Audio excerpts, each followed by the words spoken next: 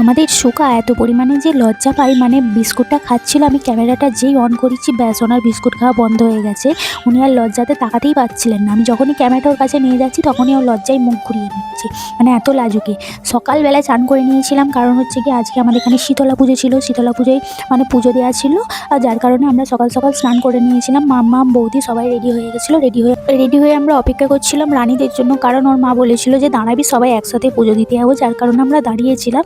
আমরা তারপরে রানীকে বাড়ি থেকে মানে ডেকে আসার পর এখানে অনেক সবাই পুজো দিতেও যাচ্ছিলো, মানে জল ঢালা অনেকক্ষণ শুরু হয়ে গেছিলো সকাল থেকে, যার কারণে রেডি হয়ে গেছে। রেডি হওয়ার পর আমাকে আবার চেঞ্জ করতে হয়েছিল আর কি, এই কারণের জন্য, কারণ একটু প্রবলেম হয়ে গেছিলো, যার কারণে আমরা চেঞ্জ করে আমরা পুরো ঠাকুর মন্দিরের কাছে চলে গেছিলাম। বৌদি আর রানীর মা আগে চলে গেছিলো, আমরা পিছনে পিছনে যাচ্ছিলাম।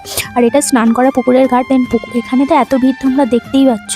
আর ভিড়ের মধ্যে একটা জিনিস হচ্ছে প্রচুর বাতাসা ছড়াচ্ছিল, যার কারণে আমি আর মাম্মাম এক সাইডে এসে দাঁড়িয়েছিলাম। আর এখানে বৌদিদের প্রথমে খুঁজে পাইনি, দ্বিতীয়বারে তারপর আবার খুঁজে পেয়েছি। তখন বৌদিরা হচ্ছে এখানে জল ঢালতে, মানে আরেক যে একটা বট গাছ আছে সেখানে জল ঢালার জন্য চলে এসেছিলো।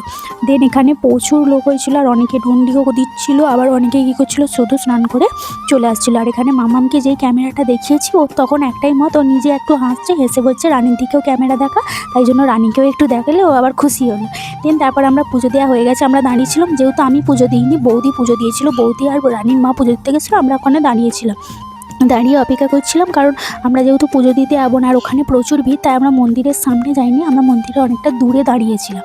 দূরে দাঁড়িয়ে মানে সবাই জল ঢালছে। আর এবছর তবুও একটু কম হয়েছিল মনে হচ্ছিলো, কারণ আমরা যখন গেছি ভিড়টা সেই মতো ছিল না।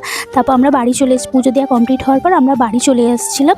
এবার বাড়ি আসার পর মায়ের যেহেতু একটু প্রবলেম ছিল, যার কারণে মা যায়নি। তারপরে আবার মা গেছে, মা বৌদি সবাই মিলে চলে গেছে আবার পুজো দিতে। আমি আর যাইনি।